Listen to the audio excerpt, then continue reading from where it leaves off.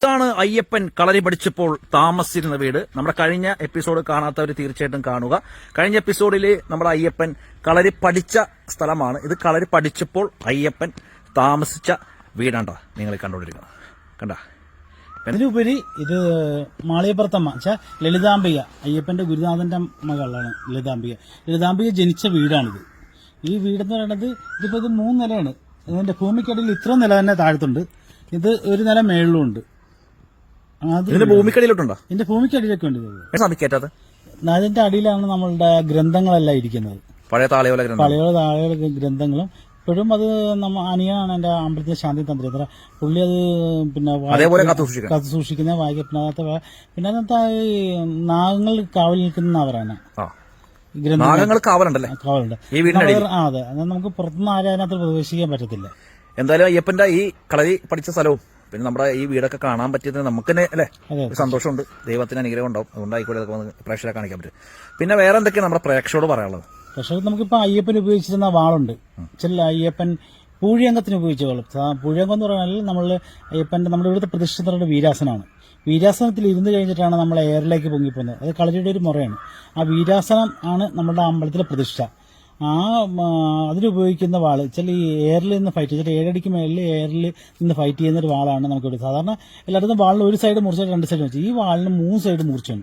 അങ്ങനത്തെ ഒരു വാളാണ് നമുക്കിവിടെ ഇരിക്കുന്നത്.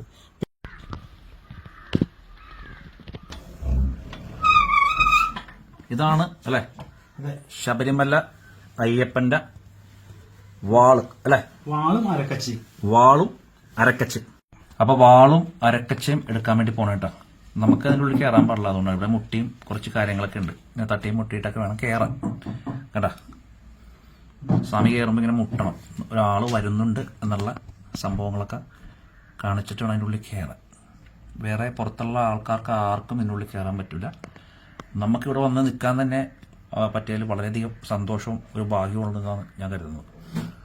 എന്തായാലും ശബരിമല ശാസ്താവിൻ്റെ ആ പൊന്നുവാള് അയ്യപ്പൻ കളരി പഠിച്ചുകൊണ്ടിരുന്നപ്പോഴുള്ള വാളാണ് പ്രേക്ഷകരെ നിങ്ങൾ കാണുന്നത്.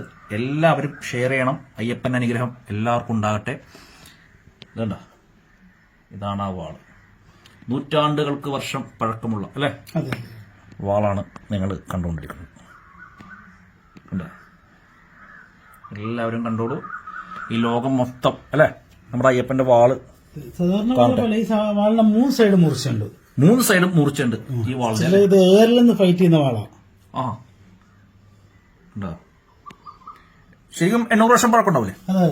800 വർഷം പഴക്കമുള്ള അയ്യപ്പന്റെ വാളാണ് നിങ്ങൾ കാണുന്നത്. തീർച്ചയായിട്ടും നമ്മുടെ പരിപാടി എല്ലാവരും ഷെയർ ചെയ്യണം. എല്ലാവരും അയ്യപ്പൻ അനുഗ്രഹിക്കട്ടെ.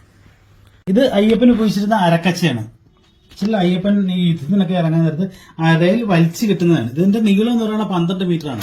12 മീറ്റർ. ഇതിന്റെ പ്രത്യേകത എന്ന് വെച്ചാൽ 108 കൂട്ടം പച്ചമരുന്നിന്റെ ചാറിനകത്തിട്ട് ചെയ്യുന്നതാണ്. 108 കൂട്ടം പച്ചമരുന്ന് ചാറിൽ ഇട്ട് ചെയ്യുന്ന സംഭവം. ഇത് വലിച്ച് അരയെ കെട്ടിക്കഴിഞ്ഞാൽ നമ്മുടെ വയറാണ് ഏറ്റവും സോഫ്റ്റ് ആയിട്ടുള്ള ഭാഗങ്ങൾ. അവിടേക്ക് മുറിവ് പറ്റി കഴിഞ്ഞാൽ ഈ തുണിയിൽ കൂടെയാണ് മുറിവ് പറ്റുന്നുണ്ടെങ്കിൽ ആ മുറിവ് ഓട്ടോമാറ്റിക് ഉണങ്ങിയും രക്തം കട്ടുപിടിക്കുകയും ചെയ്യും. പഴയ ആ ശാസ്ത്രം പോലത്തെ സംഭവം. അതെ. എന്തായാലും ഇതെല്ലാം കാണാൻ പറ്റിയത് വളരെയധികം സന്തോഷമുണ്ട്. തീർച്ചയായിട്ടും നമ്മുടെ പ്രേക്ഷകർക്കും സന്തോഷമായെന്നാണ് എന്റെ മനസ്സ് പറയുന്നത്. എല്ലാവരും പ്രാർത്ഥിച്ചോ. അത് കെടാവിളക്കാണ് ഇരിക്കുന്നത്. ഇത് മകരവിളക്ക് സമയത്ത് മാത്രമേ അല്ലെ ഇത് കിടത്തുള്ളൂ എന്നാണ് സ്വാമി പറയണത്.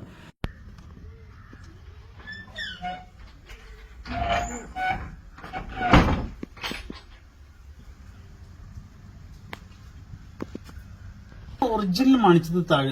ഈ പൂട്ട് തുറന്നാലാണ് നമുക്കിങ്ങനെ മണിനാദം 3 പ്രാവശ്യം തിരിക്കുന്നിടത്ത് ആ 3 പ്രാവശ്യം മണിനാദം കേൾക്കാൻ പറ്റും. നമുക്കൊരു 100 മീറ്റർ മേളിൽ വരെ ഇതിന്റെ മണിനാദം കേൾക്കാൻ പറ്റും. അതായത് ഈ മണിച്ചിത്രത്താഴ് പൂട്ടിന്നൊക്കെ ഇടണം. ഇതാണ് സംഭവം അല്ലേ? ഇത് തുറക്കാൻ നേരത്ത് മണിനാദം കേൾക്കൂല്ലേ? അത് പഴയ പുരാതനമായിട്ടുണ്ടാകും അല്ലെ? തുറന്നു കഴിയുമ്പോൾ മണിനാദം കേൾക്കും. അപ്പൊ ഇത് തുറന്നെന്ന് അല്ലെ എല്ലാവരും അറിയാൻ പറ്റും. അപ്പൊ കള്ളന്മാർക്ക് നടക്കൂല പണി. അപ്പൊ പഴയ ആ ഒരു സംഭവമാണ് ഇപ്പോഴും ആൾക്കാർ പിന്തുടർന്നുകൊണ്ടിരിക്കുന്നത്. അല്ലെ?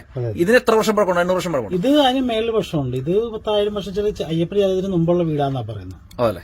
അപ്പൊ എന്തായാലും ഒരു 1000 വർഷം ഉണ്ടാവും. 900 വർഷം, 100 വർഷം കൂടെ കൂട്ടാം. 900 വർഷം, 1000 വർഷം പഴക്കമുണ്ടാവും. പഴക്കമുണ്ടാവും. എന്തായാലും അവിടത്തെക്കാളും കൂടുതൽ പഴക്കമുണ്ട് അല്ലേ? ഇത് അയ്യപ്പന്റെ ഗുരുനാഥന്റെ വീടാണ്. ഇവിടെ താമസിച്ചാണ് അയ്യപ്പൻ കളരിപ്പയറ്റ് പഠിച്ചത്. അതുപോലെ ഗുരുനാഥന്റെ മകളാണ് മാളികപ്പുറത്തമ്മ. മാളികപ്പുറത്തമ്മയുടെ പേര് ലളിതാംബിക എന്നാണ്. ലളിതാംബിക മാളികപ്പുറത്തമ്മ ജനിച്ച വീടാണിത്. അപ്പൊ മാളികപ്പുറത്തമ്മേനെ അയ്യപ്പൻ ഇവിടെ വെച്ചാൽ കാണുന്നത്. അതെ. ഈ അരവണ ചീരപ്പൻ ചെറുക്കാരുണ്ടാക്കിയെന്നാ പറയണം. ഏരവണ പായസം ശബരിമല കൊടുക്കണം. ഇപ്പോഴത്തെ കാലത്ത് പറയുകയാണെങ്കിൽ അതിന്റെ പേറ്റേൺ കിട്ടുന്ന ചീരപ്പൻ ചിറക്കാണ്. പൂഴിയങ്കം എന്ന് പറയുന്ന ഒരു വിദ്യ ചീരപ്പൻ ചിറക്കാർക്ക് സ്വന്തമായിട്ടുള്ള വെച്ചാൽ അത് ഈ പാരമ്പര്യമായിട്ട് കൈമാറി വരുന്ന, അത് പുറത്തുനിന്ന് ഒരാളെ പഠിപ്പിക്കത്തില്ല. ആ ഒരു വിദ്യ പഠിക്കാൻ വേണ്ടിയാണ് അയ്യപ്പൻ ഇവിടെ വരുന്നത്. ആ വിദ്യ അയ്യപ്പൻ ആദ്യമായി പറഞ്ഞത് മൊത്തമായിട്ടല്ല, അതിന്റെ ഓരോ രീതികൾ ഇതെല്ലാം പറഞ്ഞു കൊടുക്കുന്നത് മാളികപ്പുറത്തമ്മ, ലളിതാംബികയാണ് അത് പറഞ്ഞു കൊടുക്കുന്നത്. അത് പറഞ്ഞു കൊടുക്കുന്ന ചെയ്ത് കണ്ടാണ് ഗുരു മനസ്സിലാക്കുന്നത് ഇത്ര കഴിവുള്ള വ്യക്തിയാണെന്നും അയ്യപ്പനാണെന്നും. അങ്ങനെയാണ് ഗുരു ഈ പൂഴിയങ്കം അയ്യപ്പന് പഠിപ്പിച്ചു കൊടുക്കുന്നത്. അപ്പൊ മാളികപ്പുറത്തമ്മേന അയ്യപ്പൻ കണ്ട സ്ഥലവുമാണിത്. അത് മാത്രമല്ല, മാളികപ്പുറത്തമ്മയുടെ വീട്ടിലാണ് ഞാൻ നിൽക്കുന്നത്. ഇതിൽ കൂടുതൽ സൗഭാഗ്യം നമുക്ക് എന്താ വേണ്ടത്? മാളികപ്പുറത്തമ്മനെയും അയ്യപ്പനെയും ഈ വീടും ഈ മണിച്ചിത്രത്താഴും അയ്യപ്പന്റെ വാളും എല്ലാവർക്കും ഇഷ്ടപ്പെട്ടെങ്കിൽ ഷെയർ ചെയ്യാൻ മറക്കരുത്. എല്ലാവരെയും സ്വാമി അയ്യപ്പനും മാളികപ്പുറത്തമ്മ ലോകമാതാവും ഗണപതിയും എല്ലാ ദൈവങ്ങളും നിങ്ങളെയും അനുഗ്രഹിക്കട്ടെ എന്ന് ഞാനും ആത്മാർത്ഥമായി പ്രാർത്ഥിച്ചുകൊണ്ട് അടുത്ത എപ്പിസോഡിൽ കാണാം. നന്ദി, നമസ്കാരം.